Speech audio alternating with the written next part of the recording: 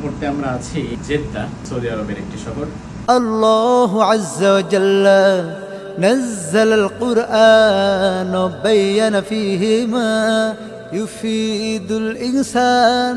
الله عز وجل نزل القرآن وبين فيه ما يفيد الإنسان.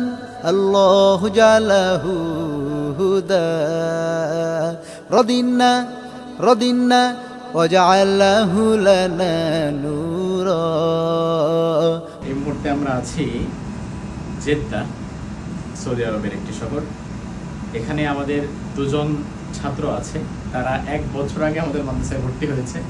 তবে এখনও আমরা তাদেরকে আমাদের প্রতিষ্ঠানে নিতে পারিনি। তাদের এখান থেকে বের হওয়ার প্রসেসিংয়ে কিছুটা জটিলতা আছে। তবে ইনশাআল্লাহ খুব শীঘ্রই চলে যাবে।